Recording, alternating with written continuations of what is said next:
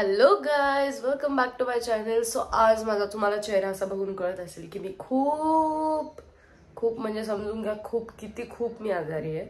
आणि I literally can't even stand, but I have to make vlog, right. So आज माझा show पण होता, त्याला पण मी गेले नाही. आणि I am very very very very shameful about that की मी माझ्या शोला नाही म्हणले आज. पण माझ्या अंगात वगैरे काहीच ताकद नाही आहे. मला माझं माहिती आहे मी की आत्ता कशी उभी आहे.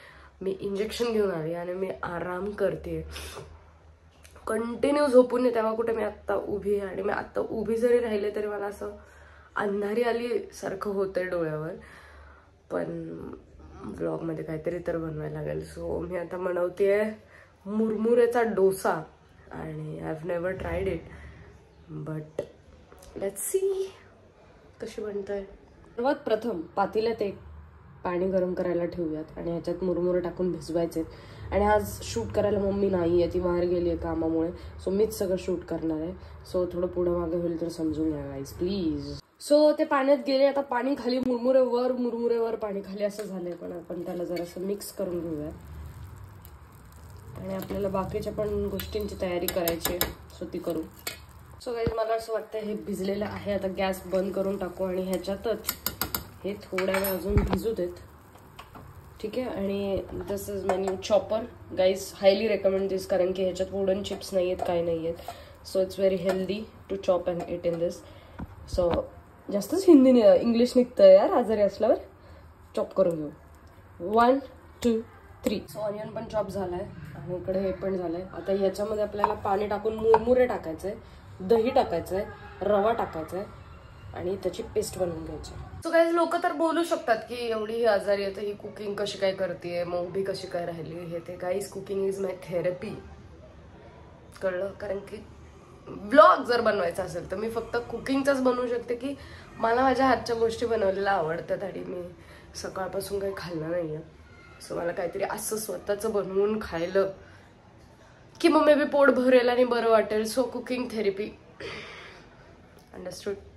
माय पीपल कॅन अंडरस्टँड की मला कुकिंग किती आवडते. आणि खूप दिवसांनंतर मी आज कुकिंगचा ब्लॉग बनवते. तो काहीच पेस्ट इथे झाली आहे. ह्याच्यामध्ये काय सांगितलं होतं मी मला, ते मुरमुरे जे होतं ते, मिरची घातली एकच मोठी, दही आणि थोडासा रवा. आता मिक्सचर काय असं झालंय हे बघा, ठीक आहे. आता ह्याच्यामध्ये आपण काय करूयात ना, मला आता चिला खाऊ वाटतंय तर ह्याच्यामध्ये जरा सगळं बाकीचं घालू आणि मिक्स करूयात. ज्याच्यात मी टाकलंय हळद, मीठ आणि काय हळद मीठ आणि बस थोडंसं धनिया पावडर आणि हिंग. आणि आता हा कांदा ह्याच्यात जाईल आणि हे मिक्स करून टाकू. इकडे पॅन गरम करायला ठेवलाय वगैरे मिक्स केलाय. मला असं वाटतं जरासं पाणी घालावं यात. हे तर होते पण हे चिपकत का नाही ते मला कळत नाही. आणि वाफ येते. Let me figure out. चिला तर काही होईना झालंय. बघा कसं झालाय, पिठला झालाय डायरेक्ट. मला तर वाटतं हा फेल अटेम्प्ट. आता बघू जरा, मी जाडी लेअर टाकून बघितले की होतंय का नाही. गाईस त्याचं पण पिठलंच झालंय. हे जळलंय वगैरे सगळं, एकदम मूड ऑफ झालंय माझा. हे सगळं फेकून द्यायला लागणार आहे आता. तो माझा जो मूड होता 50% ऑफ म्हणजे फ्लॅट ऑफ वाला तो नाही, शॉपिंगवर मिळतो तो. 50% ऑफ होता तो आता 100% ऑफ झालाय. सो येस, काय नाही, फेल अटेम्प्ट रेसिपी आपण याला बोलूयात. जी करू नका तुम्ही.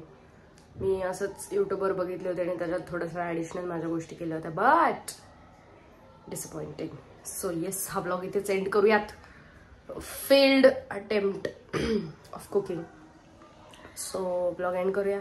एंडपर्यंत ब्लॉग बघितला त्यासाठी खूप थँक्यू. लाईक शेअर सबस्क्राईब सगळं करा. I love you guys. Bye.